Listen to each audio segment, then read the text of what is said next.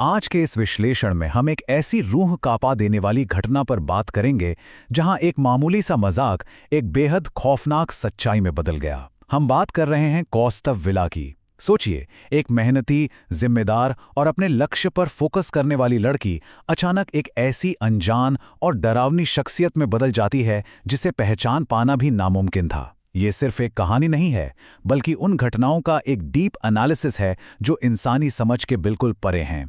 सोचिए जरा, क्या होता है जब अप्रैल फूल का एक छोटा सा डर किसी बेहद खौफनाक चीज को आजाद कर दे। ये एक ऐसा सवाल है जो इस पूरे विश्लेषण के दौरान हमारे और आपके दिमाग में गूंजता रहेगा।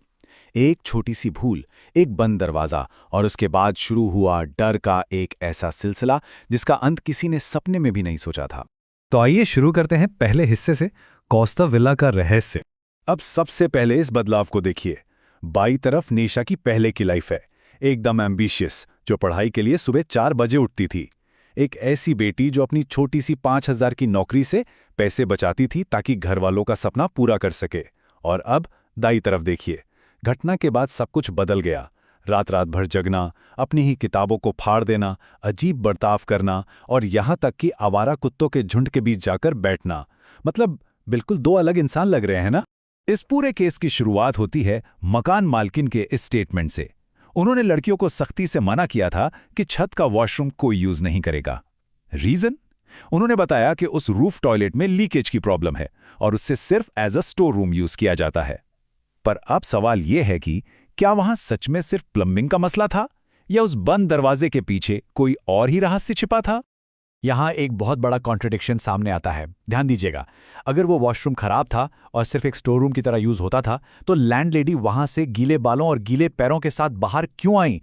निशा की एक रूममेट ने उन्हें लिटरली इस हालत में बाहर आते हुए देखा था। ये बात साफ इशारा करती है कि लैंडलेडी कुछ तो छुपा रही थी। आगे बढ़ते हैं दूसरे हिस्से की तरफ, अप्रैल फूल का वो मजाक और वो खौफनाक रात। तो 31 मार्च की रात आखिर हुआ क्या था? एकदम नॉर्मल शुरुआत थी। मेस में डिनर किया, फिर सबने मिलकर तंबोला खेला, फेसबुक चलाया और फिर स्टार्ट हुआ ट्रूथ और डेयर गेम। और एग्जैक्टली यही वो पॉइंट था जहां सब गलत हो गया। निशा को एक डेयर दिया गया कि वो छत के उस बंद वॉशरूम को यूज करके आए। एकदम नॉर्मल, मस्ती भरा माहौल अचानक से एक डार्क टर्न लेने वाला था। अब देखिए निशा ने अंदर जाने के लिए क्या किया। पहले वो छत पर गई। वहां लैंडलेडी वाली ग्रिल पर अजीब तरीके से कोई ताला नहीं था उस रात। फिर निशा ने अपने हेयर क्लिप की मदद से उस वॉशरूम का ताला खोल दिया। उस वक्त तो उसको लगा होगा कि चलो उसने शर्त जीत ली, पर उसे एक सिंगल कदम ने उसकी किस्मत हमेशा के लिए बदल दी। तीसरा हिस्सा देखते हैं, निशा का वो खौफनाक बदलाव। उस डर के बाद जो लक्षण दिखे वो सच में डरावने थे। पूरी रात शावर के नीचे अकेले खड़े रहना, बिना पल के झुकाए कंटिन्यूअसली छत को घूरते रहना, छत की ऊंची रेलिंग पर चलना, बंद दरवाजे होने पर भी दीवारें फांदकर बाहर निकल जाना और कुत्तों के झुंड में बैठना। ये कोई नॉर्मल एंग्जाइटी या डर नहीं था।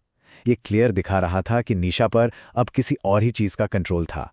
लेकिन इस पूरी कहानी में सबसे बड़ा ट्विस्ट अब आता है। सबको लग रहा था कि निशा इसलिए डरी क्योंकि उसकी रूममेट प्रिया ने छत पर भूत बनकर उसके साथ प्रैंक किया था। पर प्रिया ने एडमिट किया कि वो तो कभी छत पर गई ही नहीं। जब प्रिया खुद चेक करने गई तो उसने देखा कि छत की ग्रिल पर मजबूती से ताला लगा हुआ था।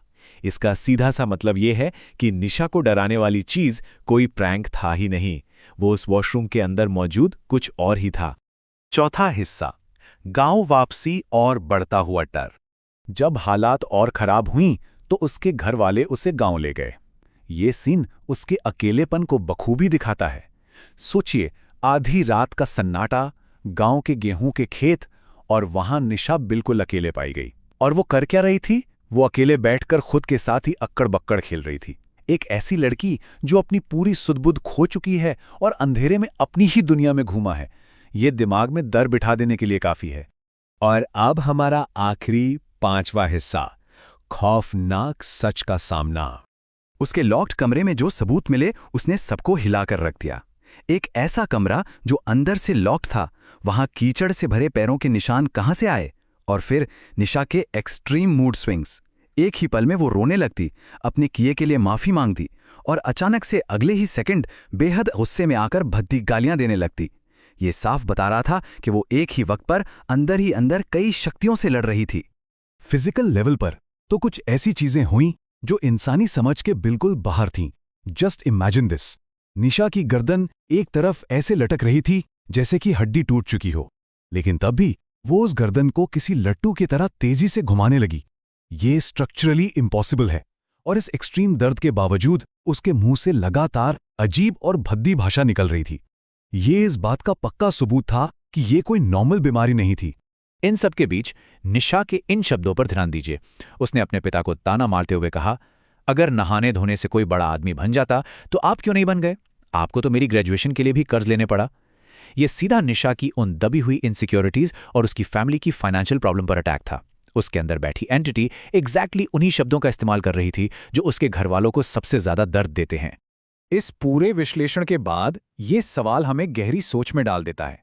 क्या सच में कौस्तव विला के उस वॉशरूम में जो कुछ भी था उसने असली निशा को हमेशा के लिए मिटा दिया है? क्या एक छोटा सा डर किसी इंसान का पूरा अस्तित्व ही खत्म कर सकता है? ये वो रहस्य है जो इस कहानी को एक भयानक वार्निंग बना देता है। सोचिए जरूर, क्या कुछ बंद दरवाजे हमेशा बंद ही रहने चाहिए?